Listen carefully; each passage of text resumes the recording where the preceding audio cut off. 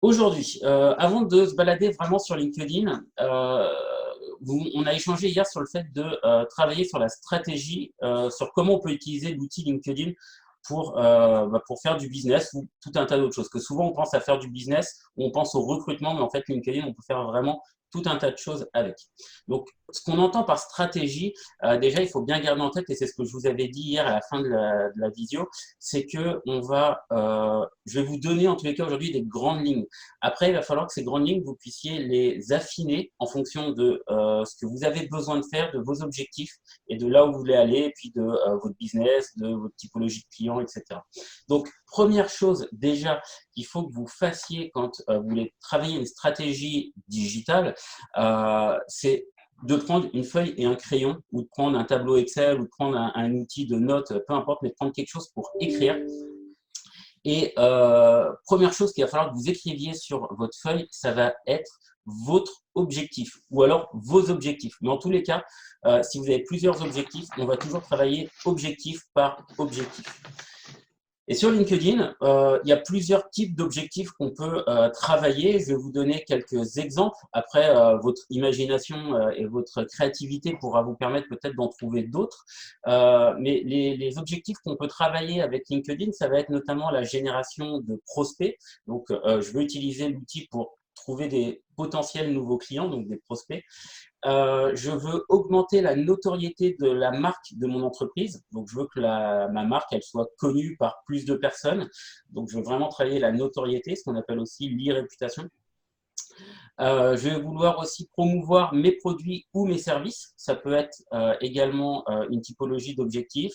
Être visible auprès de mes clients et de mes prospects. Donc, pouvoir en fait partager avec eux de l'information sur mes produits, mes services, la vie de mon entreprise, etc. pour garder du lien via le réseau social avec eux. Autre type d'exemple d'objectif qu'on peut travailler, c'est construire une communauté autour de votre marque. D'accord. C'est par exemple ce que fait très bien Burger King, notamment Netflix, etc. Ce sont des marques qui fonctionnent très bien, qui sont des assez bons exemples par rapport à ça, puisqu'en fait, ils ont vraiment créé une communauté. Ce n'est pas forcément tous les clients qui mangent chez Burger King qui suivent la marque, mais ils ont une typologie de communication qui fait grandir la marque et qui permet de garder du lien avec eux. Donc, en tous les cas, tout ça, c'est accessible pour vous, mais tout ça, ça va être des typologies d'objectifs que vous pouvez définir, que vous pouvez utiliser et sur laquelle, en fait, on va travailler. Je vais vous donner des pistes pour aller sur ce genre de choses. Une fois que votre objectif ou vos objectifs, ils sont définis, donc ça, c'est vraiment la première étape, en fait. Hein. Je définis mes objectifs. Ensuite, il va falloir que pour chaque objectif, je définisse une ou plusieurs cibles. Parce que forcément, pour atteindre mon objectif, qui soit en termes de visibilité, de génération de prospects, de vente, ou peu importe, il va falloir qu'en face, il y ait des gens qui m'achètent des produits ou des services. Ou alors qu'il y ait des gens qui adhèrent à ma communauté ou des gens qui découvrent ma marque, etc. Donc pour ça, il va falloir travailler sur du ciblage.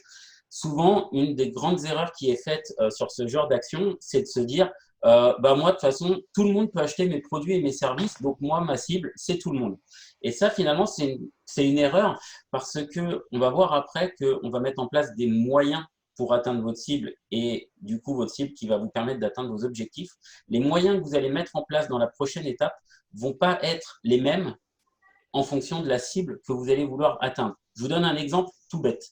Vous faites des travaux de rénovation dans des maisons et des appartements.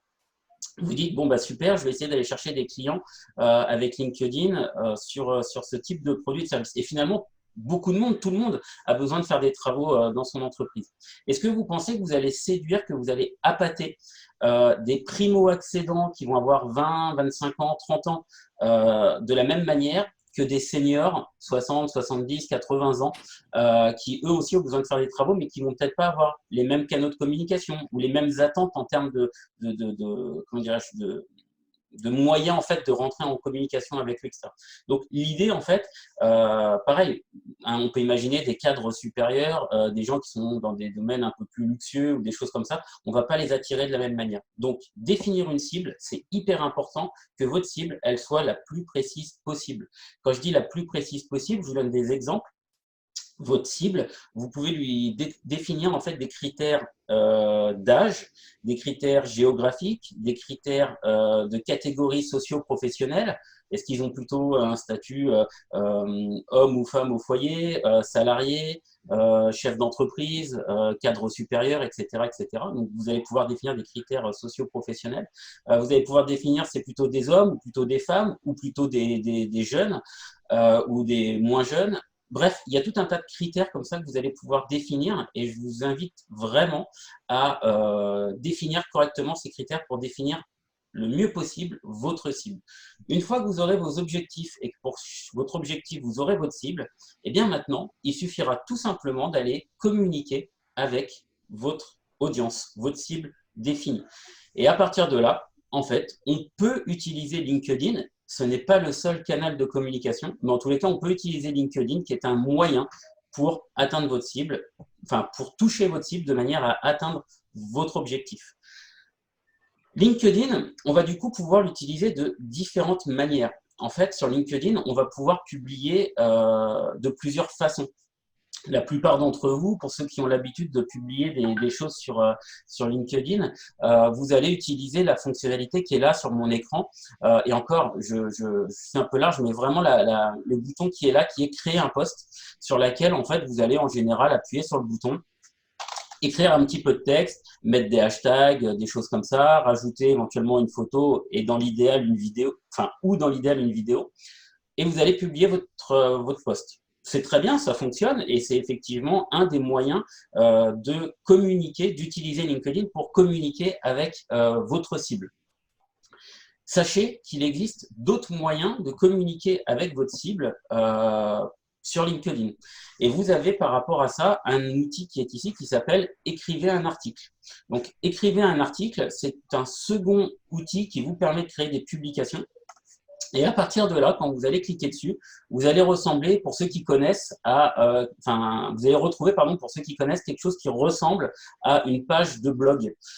Pour ceux qui ont déjà rédigé des articles de blog, je vais vous mettre ici pour dégager mon écran pour l'instant. Et donc, à partir de là, on va pouvoir avoir ici un menu de publication qui va me permettre de retrouver voilà, mes articles, mes brouillons et les articles que j'ai déjà rédigés. Je vais pouvoir dans cette zone-là intégrer en fait un visuel, alors qu'il devra répondre à une certaine taille. Là, forcément, je n'avais pas prévu de visuel pour mon exemple. Donc, forcément, il ne va pas rentrer pile poil à la bonne taille. Mais l'idée, c'est qu'ici, vous pouvez rajouter un visuel. D'accord, vous pouvez lui donner différentes formes. Bon, bah voilà, là, je ne vais pas prendre l'ensemble de la taille de mon écran, mais je vais pouvoir avoir un visuel ici. Et là, en l'occurrence, je vais le supprimer. Et puis, vous allez pouvoir, encore une fois, comme sur une page web, rajouter un titre, rajouter ici du texte. Et au fur et à mesure que vous allez écrire votre article, vous allez pouvoir, grâce au bouton qui est là sur la gauche, rajouter des images, des vidéos, des diaporamas, des liens, etc. L'idée, en fait, ici, c'est vraiment d'écrire un article avec beaucoup plus d'impact qu'un simple post. Quelque chose sur lequel vous allez démontrer votre expertise, quelque chose sur lequel vous allez démontrer votre savoir-faire, vous allez partager votre savoir-faire et à la fin, ça va s'afficher en fait tout simplement comme une publication, mais les gens auront du contenu à lire, à regarder, qui sera beaucoup plus riche, beaucoup plus précis et éventuellement développé, beaucoup plus développé qu'une publication traditionnelle. Vous avez accès à tous les outils traditionnels aussi. Je ne sais pas si vous connaissez, c'est ce qu'on va appeler les titres 1, titre 2 ou le texte normal. Alors, c'est les balises, hein, en fait, pour notamment avoir une incidence sur le référencement. On appelle ça aussi des fois les balises title, H1, H2, etc. Vous allez pouvoir mettre vos textes en gras, mettre des bullet points, des listes à puces, des liens, etc. Donc, vraiment, vous allez pouvoir en fait rédiger des articles vraiment hyper intéressants. Je vais vous donner un exemple. Alors, où est-il? Voilà, je vais vous donner un exemple d'article en fait, qu'on avait rédigé pour un client ici. Tac. Alors, où est-ce qu'ils sont ces articles?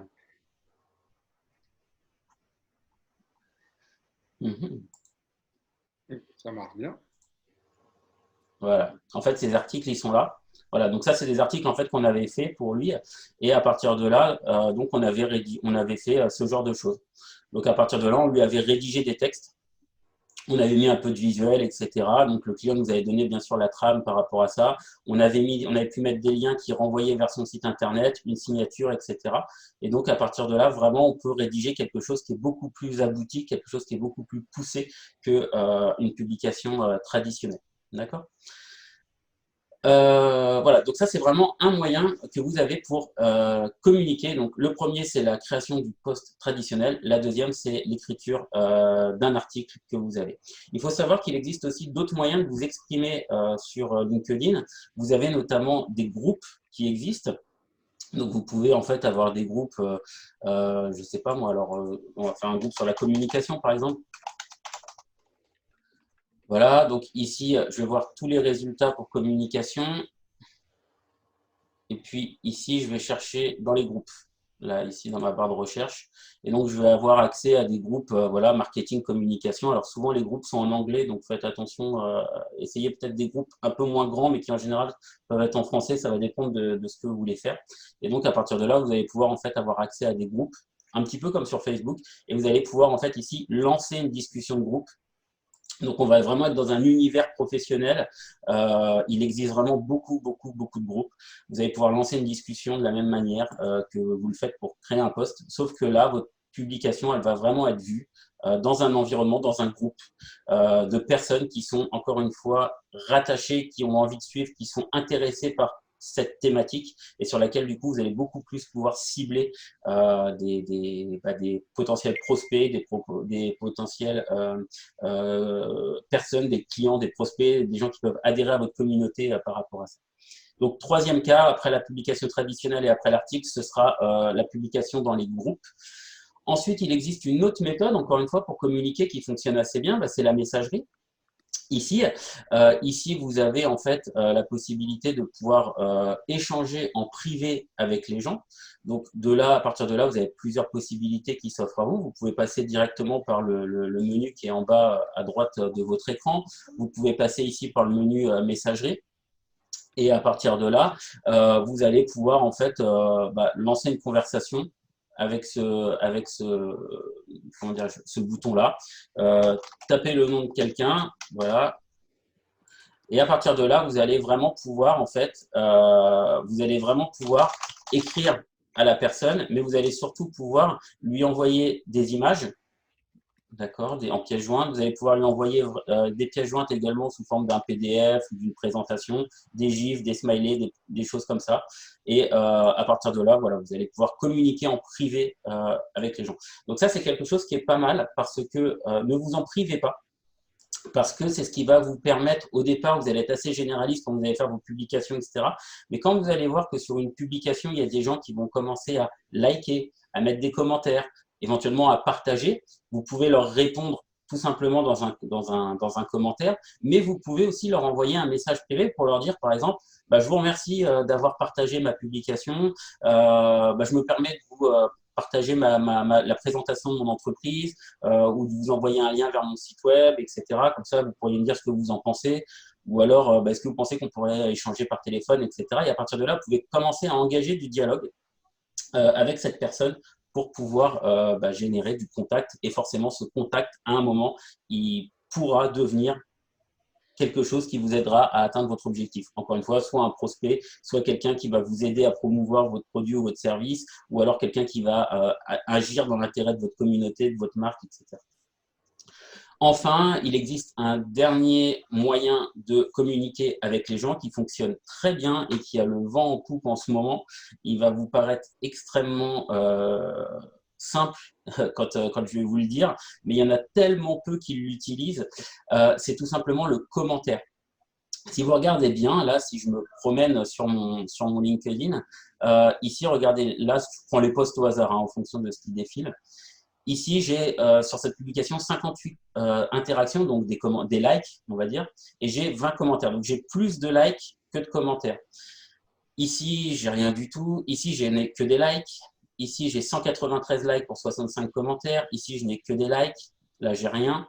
Là, j'ai 636 likes pour 4 commentaires. Donc, l'idée, en fait, ce que je veux vous démontrer à travers ça, c'est que la plupart d'entre nous, rappelez-vous ce que je vous ai dit dans une précédente vidéo, c'est que c'est compliqué de demander un clic ou de demander une action à un internaute. Donc, le like, c'est vraiment le truc qu'on fait par… allez, on le fait par plaisir parce qu'on clique sur un bouton et à partir de là, c'est parti. Maintenant, faire l'effort d'écrire. On a toujours peur d'écrire quelque chose et de ne pas être sur le bon ton ou de mal être interprété, ou des fois on ne sait pas quoi écrire, des fois on a peur de faire des fautes d'orthographe et que ça puisse nuire à notre crédibilité ou que sais-je. Allez-y, foncez sur la partie commentaires parce que vraiment, qu'est-ce qui va se passer? Il va se passer plusieurs choses. Déjà, vous allez sortir du lot. Forcément, quand vous avez fait un like, vous êtes noyé au milieu de 637 likes, bah franchement, avant qu'on vous remarque, il va se passer, à mon avis, un temps infini avant que vous soyez remarqué. Un commentaire, déjà, vous avez vu, en mettant rien qu'un commentaire, vous allez arriver potentiellement sur ce post en 5e position face à votre like où vous seriez potentiellement en 638e position. Donc forcément, le like vous permettra d'être mieux vu. Et si votre commentaire, pardon, vous permettra d'être mieux vu. Et si forcément votre commentaire, il est intéressant, qu'il est positif, qu'il engage de la conversation, etc., bah forcément, les gens vont vous remarquer. Et qu'est-ce qu'ils vont faire quand ils vont vous remarquer? Ils vont vous liker votre post, enfin votre commentaire, ils vont potentiellement répondre à ce commentaire, donc ça va générer de l'interaction. Et il y a forcément une partie des gens qui vont faire quoi? Qui vont dire tiens, c'est qui cette personne? Je vais aller tout simplement visiter son profil. Et en allant visiter son profil, je vais en savoir plus. Et si potentiellement la personne ou le profil m'intéresse, je vais pouvoir me connecter à cette personne et pourquoi pas engager la conversation. Donc vraiment, ne négligez pas en fait la partie commentaire et n'hésitez pas à vous lâcher sur cette comment dirais-je, sur cette action-là. J'ai une question d'Hélène qui me dit, j'ai deux questions d'Hélène, pardon, qui me dit, pas simple dans les messages d'insérer des emojis. Tout à fait. Les emojis, en fait, sur LinkedIn, c'est pas aussi intuitif que sur Facebook notamment. Alors, je vais vous donner une astuce par rapport à ça. Je vais vous donner deux astuces pour intégrer des emojis. On dit en moyenne que l'intégration d'emojis, d'émoticônes dans les publications, c'est entre 7 et 10% en fait d'interaction supplémentaire. Donc, c'est quelque chose qui va quand même avoir une impact, même si elle est petite, mais elle sera quand même, il y aura quand même une impact par rapport à ça.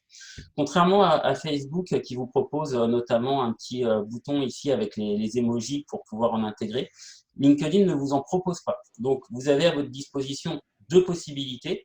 Pour ceux qui utilisent Chrome, vous avez en fait la possibilité tout simplement de faire un clic droit là où vous voulez en fait avoir vos emojis. Vous appuyez dessus et à partir de là, en fait, vous n'êtes plus dans LinkedIn, c'est votre navigateur. Donc moi, en l'occurrence, c'est Chrome qui fait ça. Et à partir de là, je vais pouvoir rajouter des emojis ici, et je vais les retrouver par catégorie, etc. Et je vais pouvoir en fait les rajouter sans aucun problème ici. Ça, c'est la première solution. Deuxième solution, vous allez ouvrir une seconde page, un second onglet, et vous allez en fait taper emoji dans votre base de, dans votre, pardon, emoji.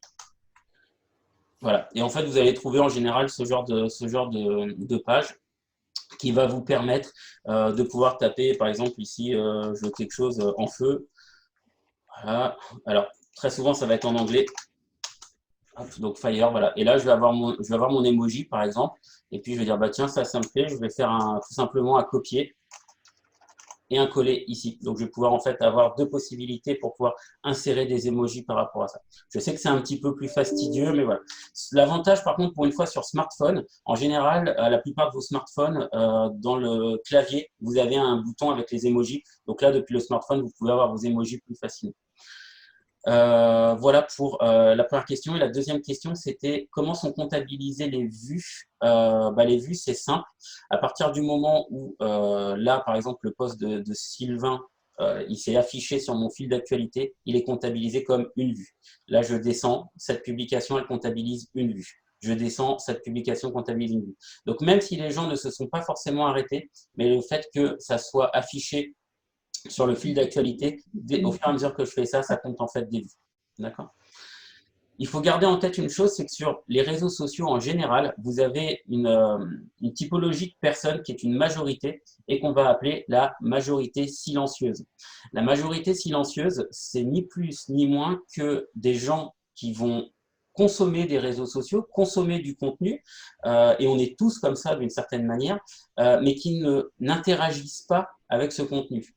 Et effectivement, on est tous d'accord sur le fait que je ne peux pas liker 100% des publications que je vois sur les réseaux sociaux. Donc on fait tous partie d'une certaine manière de la majorité silencieuse. Donc si vous voulez sortir de ça et vraiment gagner en visibilité sur le réseau social, n'hésitez pas à liker, commenter, partager, à générer des interactions.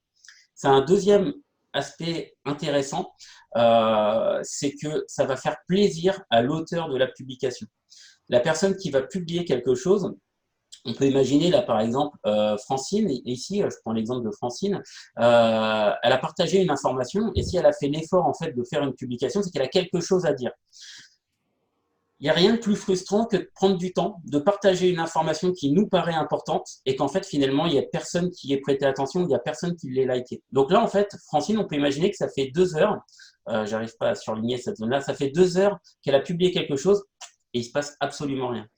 Vous n'imaginez pas le plaisir que vous allez, en fait, le côté émotionnel que vous allez donner à la personne quand vous allez, en fait, tout simplement lui donner un like et qu'en fait, son téléphone va sonner, elle va avoir une notification et elle va dire « Ah, il y a quelqu'un qui a vu l'information. Ah, il y a quelqu'un qui a liké. » Et donc, finalement, qu'est-ce qui va se passer? Elle va regarder qui c'est qui a liké. Et là, elle va voir David Cruchon.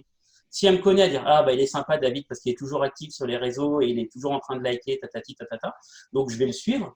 Et si elle ne me connaît pas, qu'est-ce qui va se passer? Elle va essayer d'en savoir plus sur moi. C'est un comportement humain qui est assez normal. Elle va taper là, elle va dire « Tiens, c'est qui ce David Cruchon, agence de communication ?» Bim, elle va cliquer ici et elle va arriver sur mon profil et potentiellement, elle va en apprendre plus sur moi.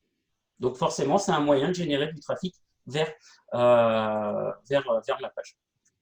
Allez, je sors de cette grosse parenthèse. Donc, je rappelle les grandes lignes. Donc, au départ, on définit un ou des objectifs. Ensuite, on définit la cible. Et ensuite, on utilise LinkedIn et effectivement, potentiellement, plein d'autres outils sur le web comme moyen pour toucher la cible de manière à atteindre les objectifs. Je fais un rappel, donc on peut publier normalement depuis la création du post traditionnel, en partageant une photo, une vidéo ou un PDF par exemple. On peut écrire un article, on peut aller sur les groupes et on peut envoyer des messages en direct via la messagerie ici. Et enfin, dernier cas, les commentaires aux publications qui fonctionnent vraiment très bien. Aujourd'hui, il y a des formateurs qui font des mini-formations juste sur comment répondre, comment en fait avoir une stratégie digitale juste en répondant en fait aux publications sur le web. Et ça permet de placer des choses, placer des mots, etc. Je crois avoir entendu un bip bip qui me demande si j'ai pas une question. Non, c'était pas ça, pardon.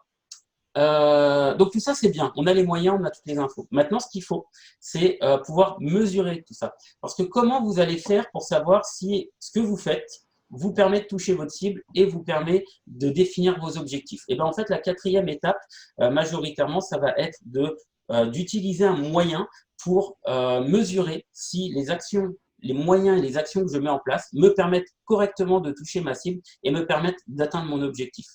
Donc, pour ça, vous allez utiliser en fait des statistiques qui seront celles qui vous seront le plus adaptées. Je vous donne un exemple. Si votre objectif, c'est de générer, par exemple, 5 prospects par mois grâce à LinkedIn, au départ, vous n'allez pas trop savoir, vous allez travailler avec des choses théoriques, vous allez dire, bon, par exemple, je vais définir ma cible. Ma cible, ça va être, par exemple, les experts comptables. Il faudrait que j'arrive à avoir, 30 experts comptables invités par mois, que je prenne contact avec eux via la messagerie directe et que potentiellement, sur les 30, j'essaye d'avoir un taux de transformation qui me permet d'avoir 5 prospects avec lesquels j'arrive à avoir une conversation écrite, une conversation téléphonique ou une visio, voire même idéalement un rendez-vous. Et là, vous allez pouvoir en fait commencer à mettre des chiffres sur des objectifs. Donc, qu'est-ce qui va se passer? Vous allez utiliser vos moyens, dire, bon, j'invite 30 experts comptables tous les mois, ensuite je leur envoie un message, ensuite je fais ci, ensuite je fais ça.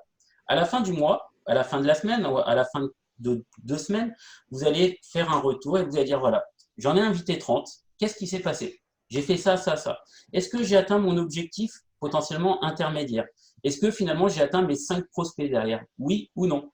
Alors, si j'en ai atteint par exemple que 3, je vais peut-être me dire, il va peut-être falloir que du coup, j'en invite pas 30 par mois, mais peut-être qu'il va falloir que j'en invite 70 pour pouvoir en fait avoir un taux de transformation qui me permette d'avoir 5-6 prospects par mois. Et à partir de là, vous allez en fait jouer sur un métrique, sur une information en doublant le nombre d'experts comptables que vous allez chercher dans l'exemple pour pouvoir doubler votre potentielle quantité de prospects attendus.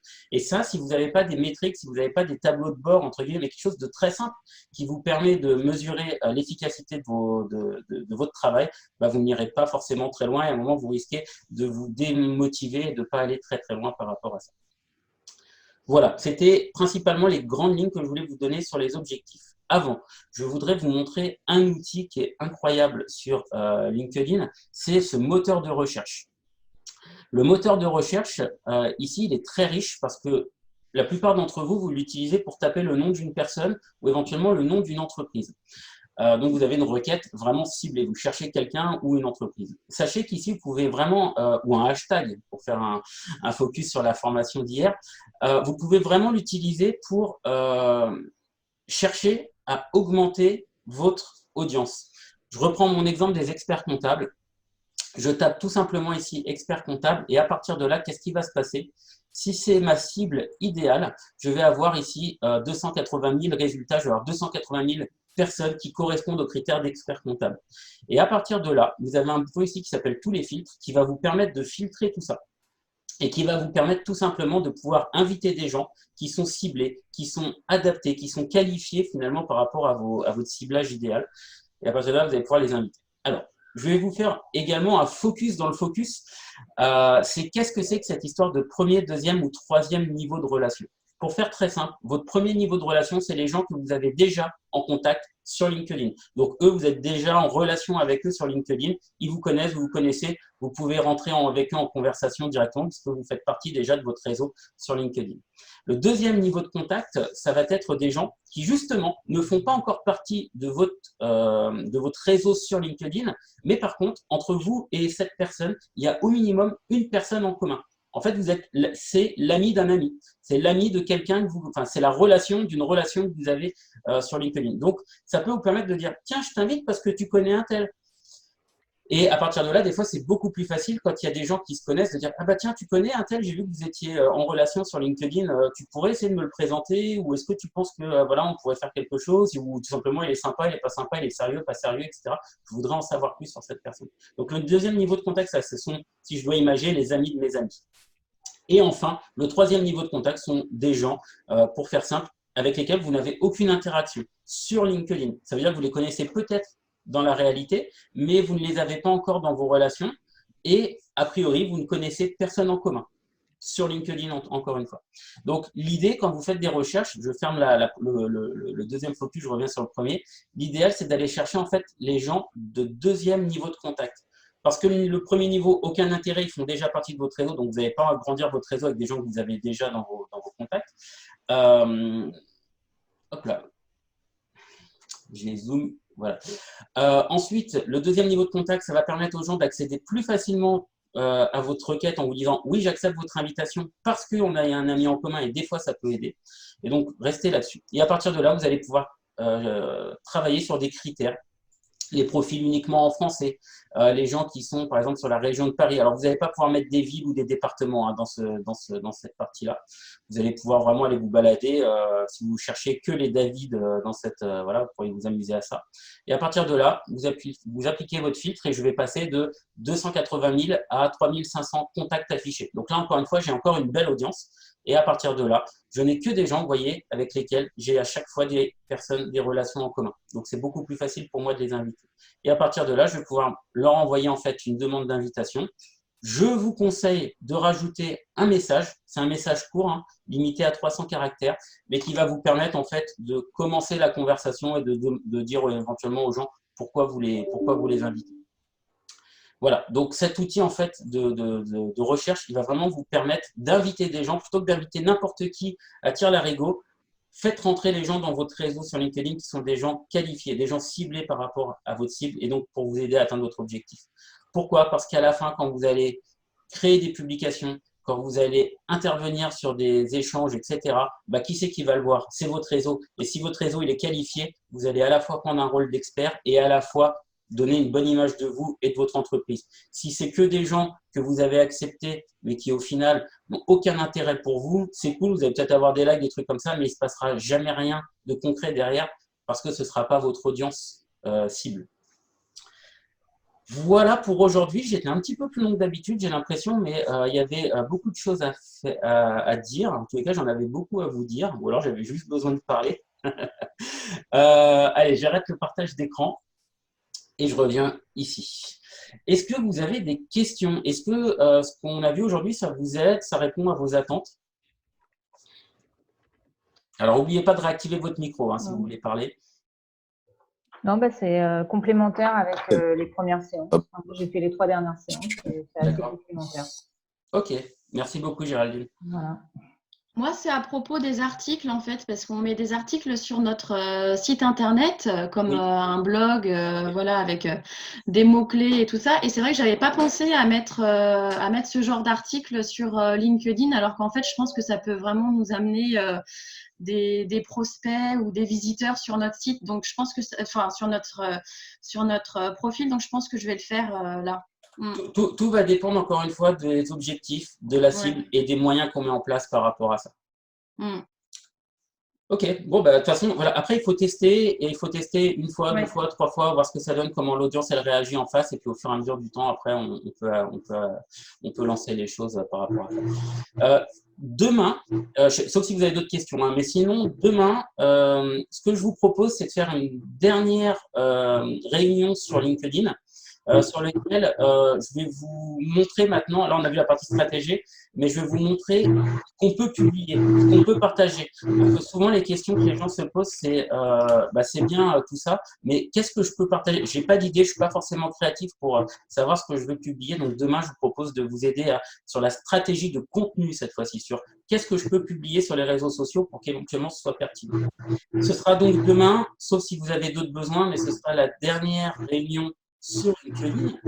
Et ensuite, je vais vous proposer en fait une série de 4, 5, 6 réunions, on verra, sur des outils qui peuvent vous aider à travailler digitalement au quotidien.